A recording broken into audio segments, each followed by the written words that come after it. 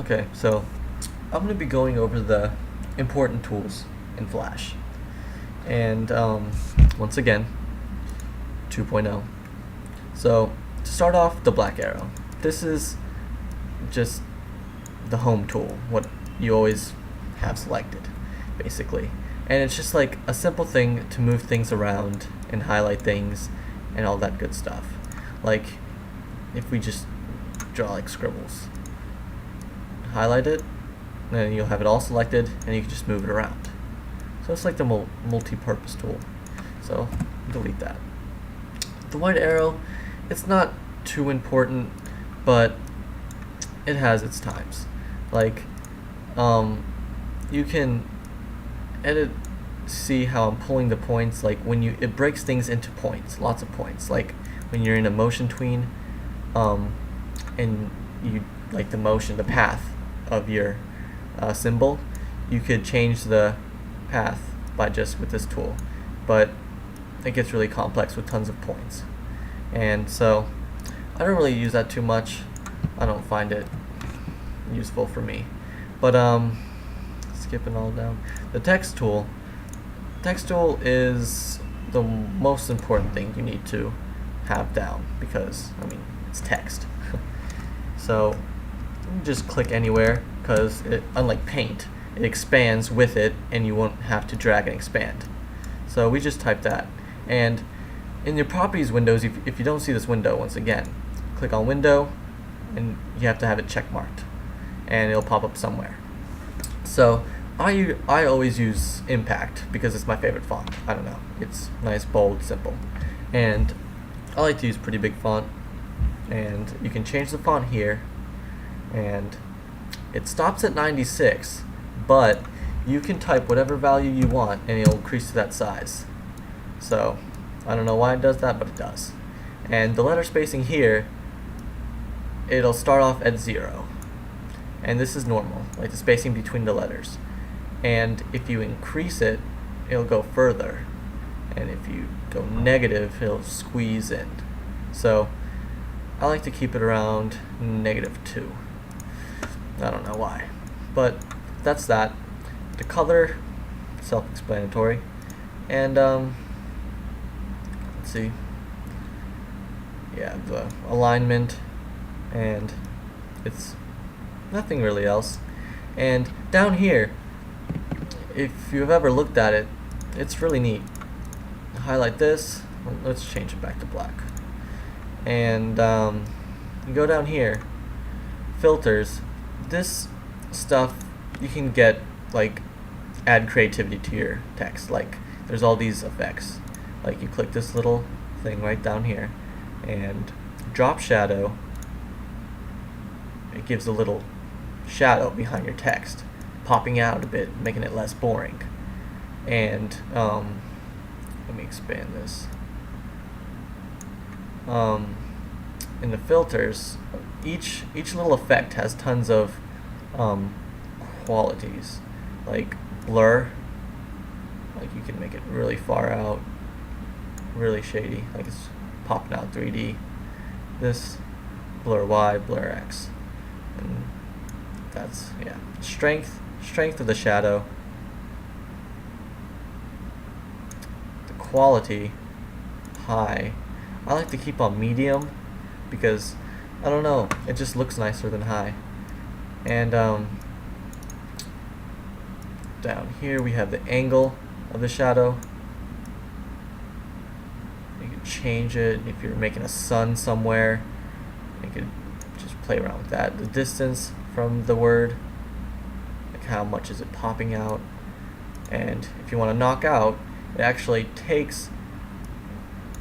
knocks out the color and just makes it seem like it's spray painted, you know, that kind of effect. And the inner shadow, I don't know, you can't really have an inner shadow with black on black. And you can change the shadow of it, like if you want background shadow to be, I have inner shadow on, and you could change it to like blue, anything, look nice, neon colors. But yeah, so yeah, if you have the inner shadow and you do yellow, look at that. So that's the drop shadow effect. You just remove all. Back to our regular text. And blur is self-explanatory. If you want more blur, I usually keep on medium. And blur X, just play around with that for more blur. Blur Y, both of them basically the same thing. So yeah, and let's remove that. And now go to glow. Glow is one of my favorites because it just, I don't know, makes things look nice. I put the strength a lot. I increase the strength a lot. The strength is the density of the glow, like how much do you want. And you see, it's not really glowing so much. That's why the blur and X, the blur X and blur Y are only at 5 pixels. So you change it, increase it, and it just expands greatly. But it's not good to expand too much because then it's just, you're overdoing it. So you just keep it around, I don't know, that's fine. And once again, knockout, and you can have an inner glow. And the color, I'll change it. So let's remove all. And B-level, it just bolds it out like that, basically belevels it. And I'm not going to go through all these because it's basically the same thing in every single one. And it just looks a lot more interesting, like not just boring text. And gradient glow, it's like the same thing as drop shadow, so I don't really use gradient glow. Gradient belevel, it's like, this is like the more complex version of belevel. And adjust color, I don't really know about this. So I don't really mess with it, because if you really want to get into detail about the color, that's what you want to look at. But that's the text tool, so go ahead and delete that. And line tool, it's basic line, increase the stroke.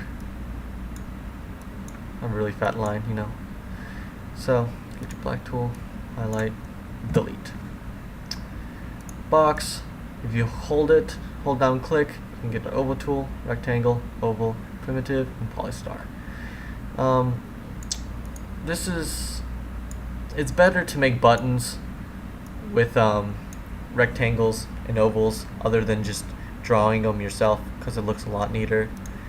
And yeah. The polystar tool just creates a polygon, so don't really use that. I use a rectangle tool. It's my favorite. Pencil, I've never actually, the whole time I've used Flash, I've never used the pencil. I've always used paintbrush because I like doing stuff by freehand when it comes to drawing animations and cartoons and stuff. So, well, if you noticed by now, that thing called smoothing, that when you actually draw something, it doesn't appear like that. When you let go, it smoothens it out, so it looks nicer. Don't know why. You can increase it, you can decrease it, but that's another cool thing. Delete all that. And deco tool, this tool I just find no use for, like, unless you want a nice background, but that's actually it for that. That's a new tool. And the bone tool, that's for animation, and it gets really, it like acts as bone in, like, if you're making a stick figure, you put bones in them, and it gets really complicated. And paint bucket tool, like, you may be wondering, like, why, like, you can't just, like, you have black, but you can't just, like, paint the background like in Paint. You can't do that because you can just, like, right click, document properties, and change the background color. So that's that. Like, it's more used to if you just let's say if you draw a circle. Okay, circle doesn't want to draw.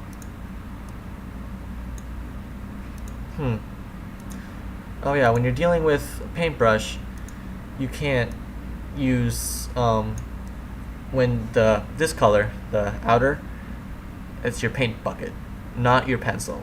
So beware of that. And if you want to fill in the circle, this is where the paintbrush tool comes in. Let's say go light green. I don't know why I just did that, but it did. So, oh, I drew a white circle behind it because I had the white selected. So, and that's that. And the eyedropper tool, it's just the same as paint. You like that, and let's say you have different colors selected, like yellow. Like, okay, I want that color, but I don't remember where it was. Bam. So, black, delete. And eraser tool, you know, change the size of your eraser down here. Well, if you're the same as me.